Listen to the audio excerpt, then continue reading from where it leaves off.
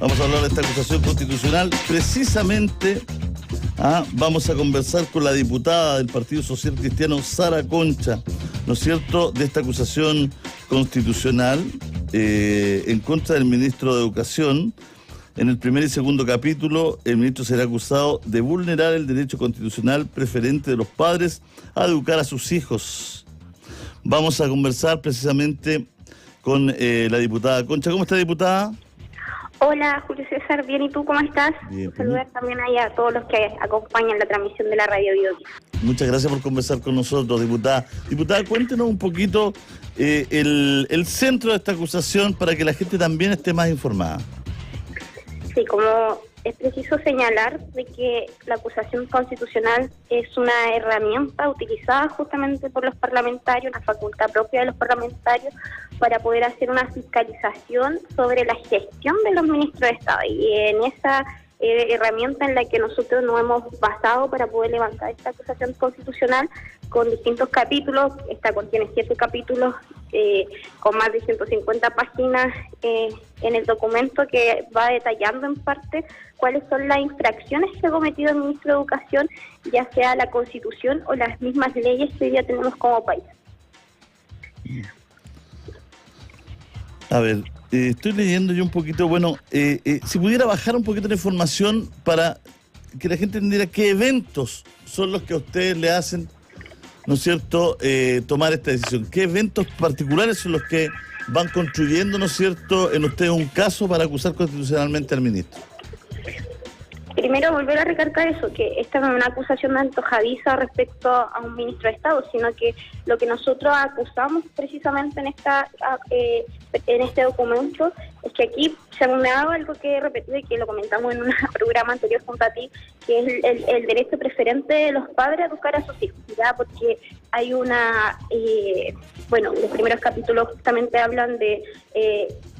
por ejemplo, de estas jornadas de educación no sexista implementadas en los establecimientos educacionales, impulsada por un ministro de Educación, ¿cierto?, que no fue consultada en sus inicios por los padres apoderados y también porque una de estas jornadas iba enfocada a niños de pre-kinder hasta segundo básico. Entonces, el material que ahí se compartió con ellos no estaba de acuerdo con muchos apoderados. De hecho, esto es una acusación que no solamente la impulsamos nosotros, sino que también con parte de la sociedad civil y en su mayoría padres apoderados descontentos de cómo el ministro ha manejado esta situación. Pero aparte de eso, obviamente no es lo único que engloba esta acusación, sino que también, por ejemplo, en el capítulo cuarto de la acusación habla del rol que debería cumplir el ministro, y que aquí, por ejemplo, falta a la ley de la nueva educación pública, ya, porque también tiene responsabilidades. La ley que crea la nueva educación pública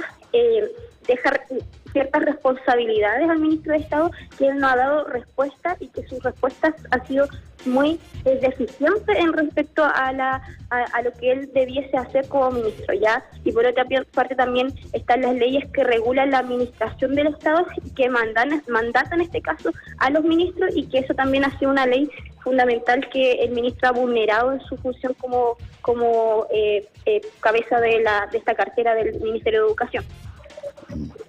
Bueno, ¿y a ustedes cómo les gustaría que se implementara, diputada, una educación sexual en los jóvenes? ¿O ustedes son partidarios de que no se hable de educación sexual en los colegios? Creo que esto es algo que es de plena competencia de los padres apoderados. Recordar que quienes aquí conocen y saben y aman a sus hijos son los padres apoderados. Entonces, lo que acá se denuncia básicamente en este texto es que transgrede, y ojo, que no solo transgrede el derecho preferente de los padres, sino que va de la mano con la objeción de conciencia, que son cosas muy delicadas en este sentido también en educación. Entonces, yo creo que es algo que debiese sí o sí trabajarse con los apoderados, pero vuelvo a insistir, esta acusación contempla mucho más que solamente el derecho preferente de los padres a educar a sus hijos. Por ejemplo, hoy día apuntamos de que hay un ausentismo y una deserción escolar nunca antes vista en los últimos tiempos. Obviamente se suma el factor pandemia, pero el ministro tenía todos los antecedentes para cuando él asumió poder haber tomado acciones respecto a lo que esto significa para la educación chilena. Recordar que hoy día vivimos una crisis, incluso una catástrofe educacional que no se ha sabido manejar. Ya por otra parte tenemos la infraestructura en educación que tampoco se ha sabido trabajar. Tenemos colegios que hoy día están en crisis respecto a la infraestructura de la educación y obviamente hay otro punto bien medular que es la calidad de la educación. Hoy día con los resultados del CIMSE queda mucho más en manifiesto de que obviamente no se han dado las prioridades para poder mejorar y tener una educación pública de calidad. Antes de pasar a la calidad de educación, o sea, en ningún sentido para usted, no en ningún año de escolaridad hay que hacer educación sexual en los colegios. ¿Qué pasa con los jóvenes, los adolescentes, los niños que sus padres no tienen las herramientas para conversar de estos temas? Y por eso también es importante de que se haga un trabajo colaborativo y en directa relación con los padres apoderados, porque justamente lo que tú dices, si no tienen la herramienta, entonces se debiese trabajar para entregarle las herramientas que ellos necesitan. Entonces, yo creo que acá el que debe hacerse cargo de esto son los padres y no el Estado, porque el Estado, el ministro, quien sea, las escuelas no conocen lo que estos niños necesitan. Respecto a quienes, vuelvo a insistir, quienes aman y conocen en perfección a sus hijos son los padres. Yo concuerdo con que los padres aman a su hijo y todo, pero mi pregunta es ¿qué pasa con los padres que no tienen las herramientas para educar a su hijo sexualmente? ¿Qué pasa con los papás que a lo mejor tienen una escolaridad baja, que no se manejan en el tema de la educación? ¿Cómo se puede hacer ahí? Sí, vuelvo a insistir en esto. Debe haber un trabajo en conjunto con los padres donde se le entreguen estas herramientas a ellos, que son los principales responsables de esto tan íntimo y delicado de sus hijos.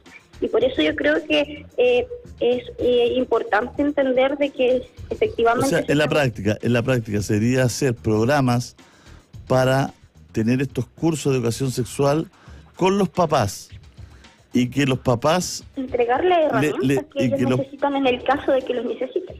Y que los papás, ¿no es cierto? Es que algo que le compete directamente a ellos. Claro, diputada, pero es que no todos los papás tienen la educación, tienen las herramientas.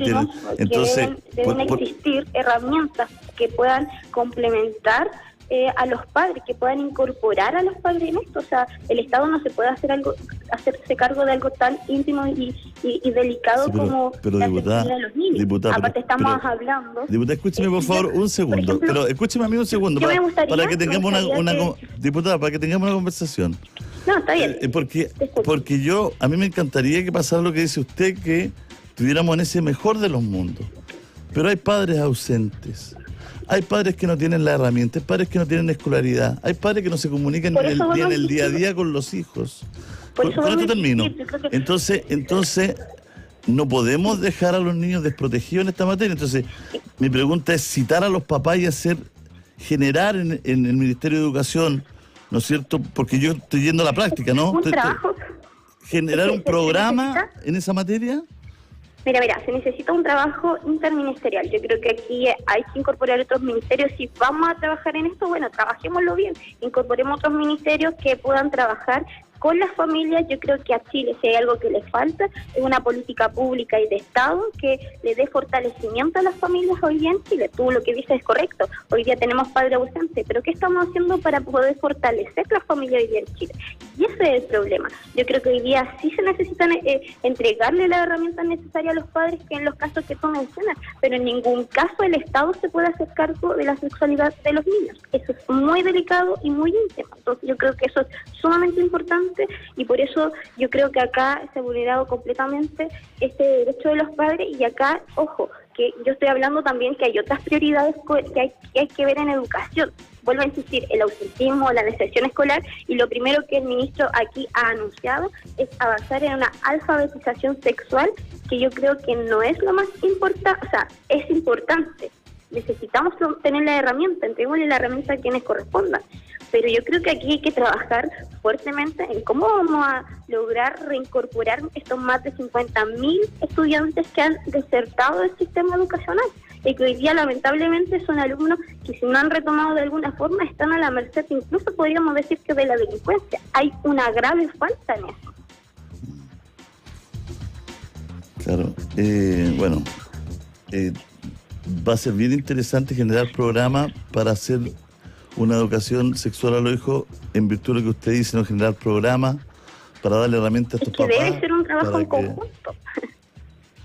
No, yo no tengo problema con que haya trabajo en conjunto. Mi preocupación es que yo creo que los jóvenes no pueden llegar a la adolescencia sin tener conocimiento de educación sexual por razones obvias. Estamos hablando, mira, son dos cosas distintas. Está bien, eduquémoslo en su sexualidad, pero no los confundamos con ideologías, que eso es prácticamente también lo que pasa. Mira, a mí me gustaría yo ni siquiera he tocado ese tema de la ideología, Nayo. No, pero mira, yo quiero invitar, el documento hoy día va a estar disponible, ya lo entregamos en la oficina de parte, hoy día se da cuenta en la sala, va a estar disponible, es un documento público, obviamente, quienes tengan la posibilidad de acceder, ¿cierto?, a él, puedan leer lo que este documento contiene y se van a dar cuenta de las graves faltas que hay en él. Entonces yo creo que ahí es súper importante y vuelvo a insistir que en Chile lo que más necesitamos hoy día justamente para poder forjar un mejor futuro para las nuevas generaciones es tener políticas públicas y de Estado que fortalezcan a las familias, incluyendo entregar herramientas a los padres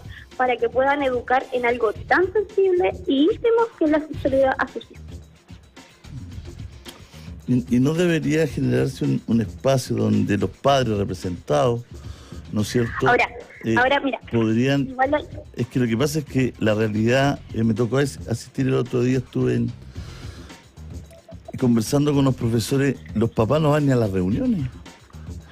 De hecho, yo misma soy impulsora de proyectos de ley que hacen que también los padres, porque estamos hablando ya de un derecho, pero también hay deberes y yo creo que ahí también los padres tienen que ser responsables de los deberes y de hecho en ese sentido yo tengo impulsados proyectos de ley que hacen justamente que los padres puedan también hacerse cargo del deber que tienen ellos también de ser parte de la educación de sus hijos. Entonces son varias cosas, pero al punto medular que hoy día voy es que estamos hablando de una gestión de un ministro de Estado que ha ido imponiendo ciertas cosas. Por ejemplo, algo que me preocupa y que todos los que nos están escuchando pueden verificarlo, ingresan en la página del Ministerio de Educación, van a ver que hay una parte exclusiva que dice de la inclusión en la educación y lo menos que hay es inclusión, porque justamente aquellos que deben ser incluidos quedan excluidos. Me estoy refiriendo a los estudiantes con discapacidad, que hay un capítulo que habla justamente de todo eso. En el capítulo 3 de esta acusación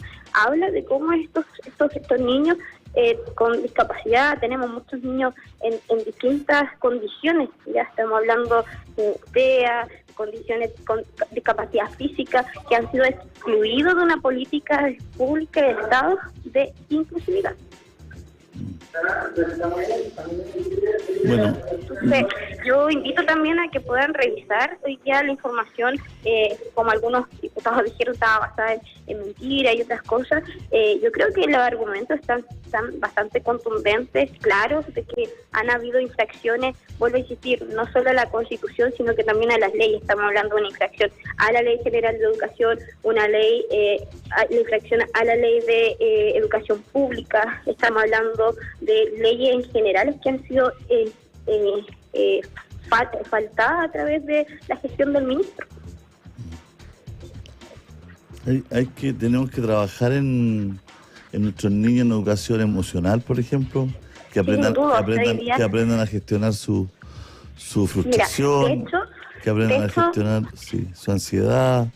De hecho, hoy día una de las cosas que dejó la pandemia como consecuencia justamente es que la disminución en las habilidades socioemocionales de los niños. Y yo no veo ninguna política, por ejemplo, de parte del Ministerio de Educación que trabaje eso, o la salud mental, por ejemplo, los niños, que fue bastante afectada con todo lo que conlleva, cierto, el retorno después de la pandemia. O sea, hay muchas cosas que se pueden trabajar y hoy día aquí estamos viendo prioridades que no están siendo bien enfocadas.